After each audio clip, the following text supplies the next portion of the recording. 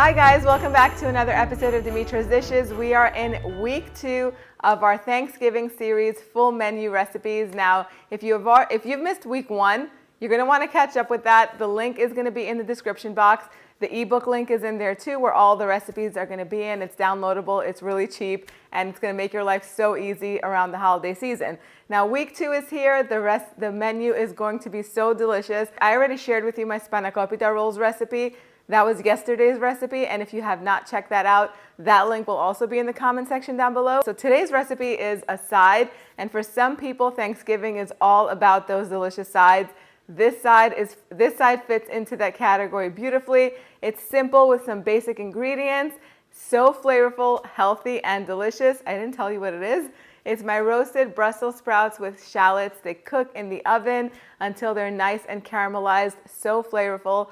So delicious. You are going to love them. If you've never tried Brussels sprouts, they're in the cabbage family. They're literally like little baby cabbages. Very delicious, very healthy. Let's go over the ingredients so we can start making this. So you're going to need some Brussels sprouts, salt, pepper, crushed red pepper flakes.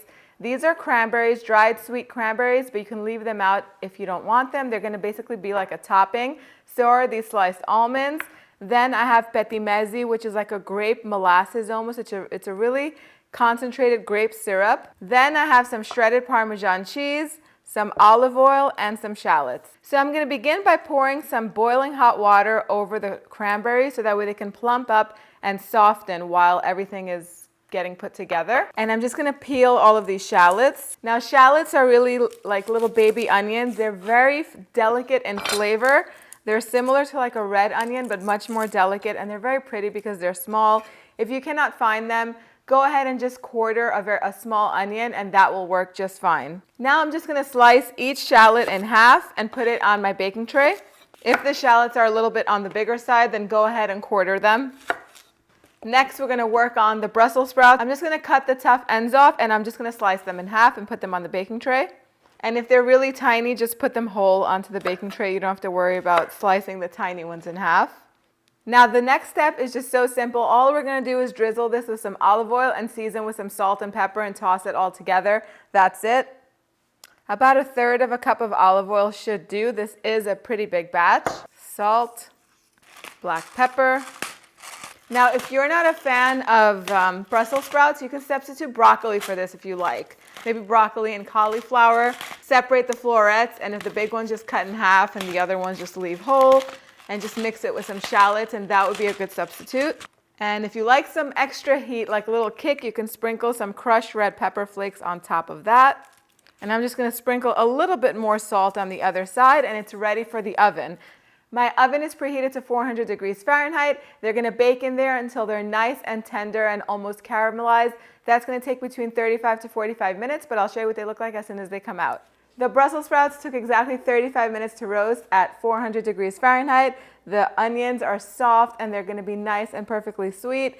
The Brussels sprouts should be fork tender. Now what we're going to do is we're just going to drizzle a little bit of that delicious Petimezi syrup, also known as grape syrup. Now, grape syrup is not commonly found in your regular supermarket. If you have a Middle Eastern store or Mediterranean store nearby, that's where you can get it. If I find it online on Amazon, I will post a link in the description box down below. If you cannot find it, don't worry about it. If you cannot find it, that's okay. You can use pomegranate molasses, which are just as equally hard to find. I mean, if you can find this, you can find pomegranate molasses.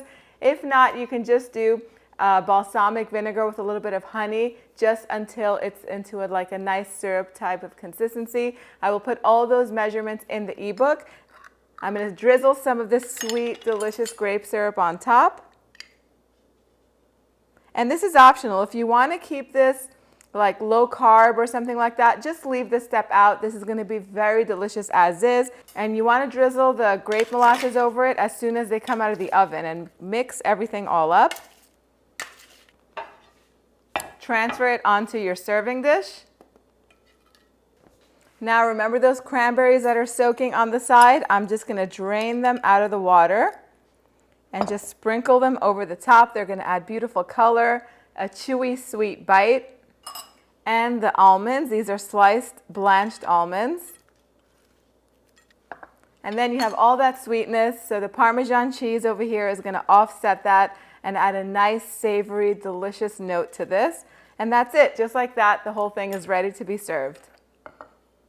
I'm going to go in and take a bite. I'm going to make sure I get a little bit of everything.